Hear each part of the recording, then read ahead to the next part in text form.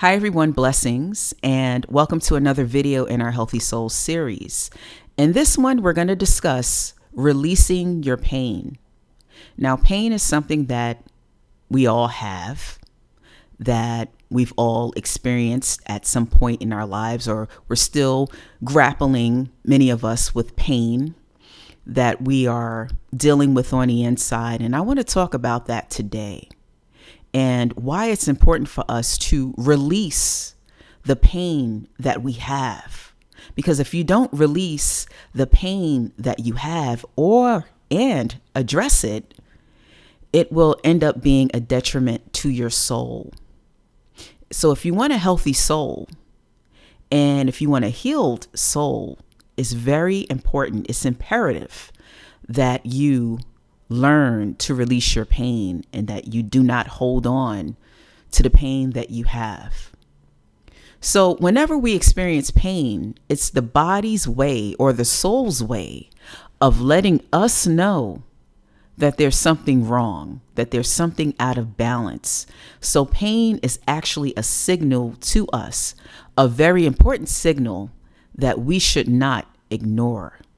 Because if we let pain fester, if we let the pain remain, and some of us, we've been in pain so long that the pain has actually become a part of us. So we need to detach from that pain and we need to release it, because if we don't, we're going to get sick. It's kind of like with our physical body. You know, if we have a back pain or a knee pain or a neck pain or stomach pain or any kind of pain that we may experience physically, that's a sign in the body. Our body is telling us that something's out of order, something is awry, something is wrong. And when we get those, and there's usually some sort of symptoms. So when we get those symptoms, it's the body's way of letting us know that, hey, pay attention, there's something going on. So on the emotional level, when it comes to inner pain, you know, the type of pain that we experience when people hurt us, when, for example, we're betrayed, or when someone rejects us, and these are all terrible things, or the pain from what someone did to us, some sort of trauma that we have experienced in life, and those leave sometimes lasting scars. These are things that we have to deal with, because it's just like in a body. If you let those symptoms and you ignore those symptoms and you let them fester, they can end up turning into disease in the body. If we don't go to the doctor and have a professional take a look at what's going on, we can end up in a situation where we're grappling with something that's permanent, a permanent disease or permanent ailment. Same thing with the soul. If we don't deal with the emotional stuff, we don't deal with the inner stuff, if we allow it to fester, we can get disease of the soul. And when we get disease of the soul, we become unhealthy, and it can become very, very destructive to us. So there's a few things I want to bring up in this video of things that we should do when it comes to our pain, because all of us have some kind of pain that we're dealing with in life right now. And for me personally, I'm dealing with my own pain right now, and the pain of grief. So whatever pain that you're experiencing right now, I want you to not run from it, but I want you to, number one, identify it and face it. Because if you don't identify what it is, and if you don't face it, you will not be able to release it. And when you release the pain, that's when you gain the freedom of feeling well, the freedom of wholeness. So that is the way that you become whole in your soul, is by releasing the pain. But first, you have to identify what it is that you're grappling with and name it. And when you're able to name it and identify it, then you're going to be better able to release it. Some of us, we go through things and we experience inner pain, and we're not able to identify it because it could be attached to some sort of trauma that we've experienced and that we haven't really dealt with, or it hasn't come to consciousness. So in those situations where you know you're not feeling right, you know you have discomfort, you know you're off balance, you know that you're having a hard time moving ahead and doing things in life because you feel like something is literally holding you back because of this inner turmoil that you're experiencing, that is the time where you go into prayer and you pray and you ask God to help you to identify what you're going through. Some of us have pain that we can't even put a name to, but we know and we can feel that something is definitely wrong.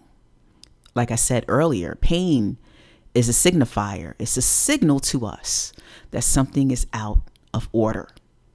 In order to gain the order, we must first identify it. So once we identify it, the next thing we need to do is to determine the course of action and the work that's needed to help us to release it.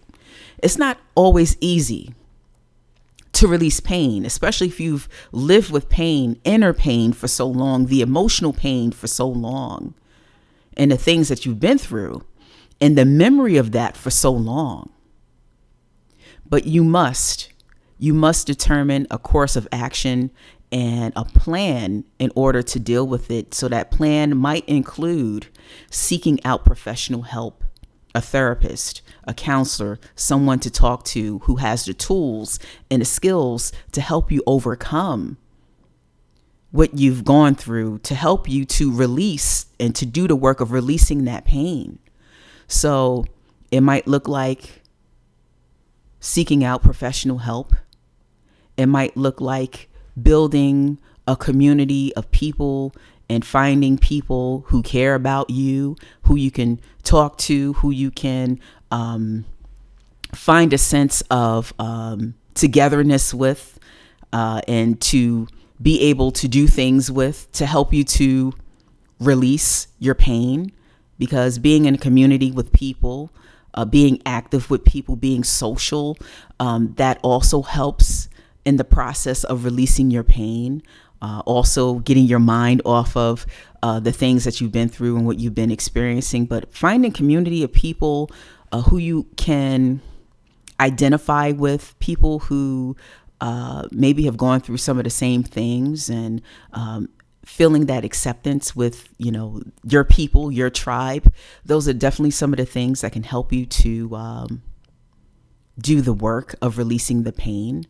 You can't do it in isolation. People who've tried to do that, it does not work. We need people to help us, especially if it's deep pain, pain that we've been experiencing for years or maybe even for decades. We need a group of people or a professional to help us along the way. So being in community, it might look like your church family. It might look like a group of friends who are loyal and dedicated and who have your best interest. So you have to find that community. If maybe you can't afford the therapy, or maybe you don't think it's for you, but at least if you find community, that will help you out as well. And also developing healthy habits, healthy practices that might look like eating better, because, what we put in our body and what we ingest definitely has an impact on our mood and on our emotions and on our mental state. Food has that power. So eating better, eating organically, eating fruits and vegetables, staying away from highly processed foods, and also developing healthy habits, taking long walks is very cathartic. If you can get out there, get a few miles in, instead of driving, if you drive, or taking, a bicycle, or, your scooter or whatever, but just physically taking that walk if you can walk. And if you can't walk, if you're not mobile, just taking some time to get out in nature.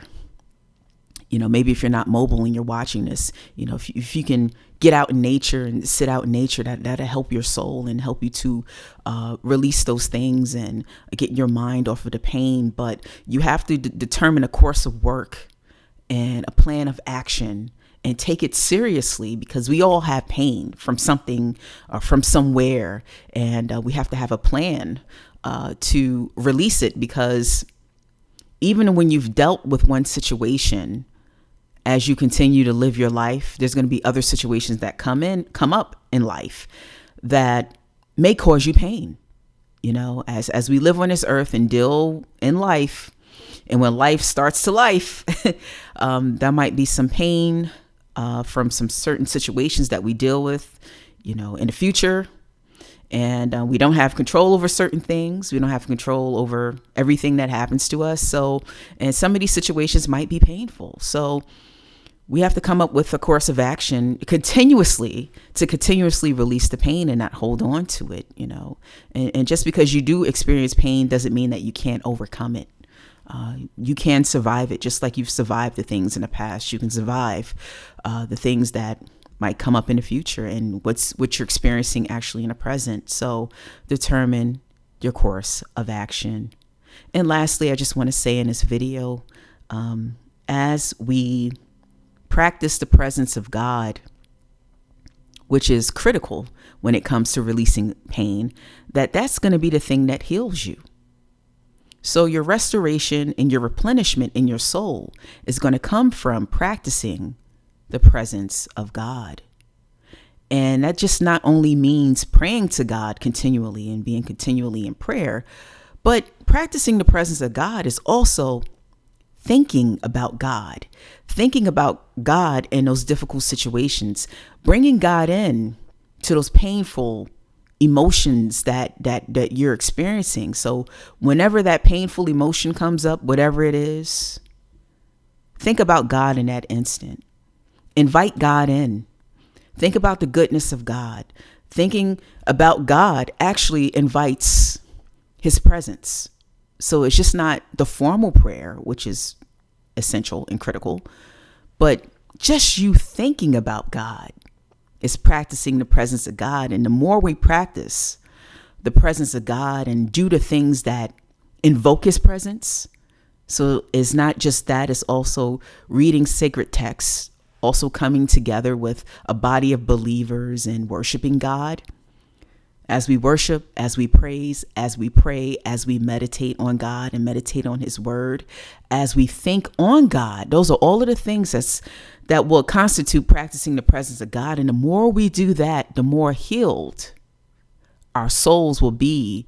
And that will prepare us to release the pain and the suffering that we're experiencing on the inside. So the more we do that, God will begin to restore us and to replenish us. And that pain has to go. That fear has to go. That rejection has to go. Those insecurities have to be released. Because with the presence of God comes the power of God, comes the faith, comes the strength, comes the goodness, comes the healing when we practice the presence of God. And that is the most powerful thing you can do for yourself when it comes to releasing the pain. So, number one, identify your pain. Number two, determine your course of action. And number three, practice the presence of God. Release your pain. Don't hold on to it. Don't live with it. You don't have to live with it. We're going to all experience it, but you don't have to continually feel hurt and be in pain. You can release it and you can overcome it. So I just came on here to remind you that if you want a healthy soul, release your pain and you can do it and you can be healed. I hope that this video has been a help to you. Take care. God bless, and I will see you in the next one.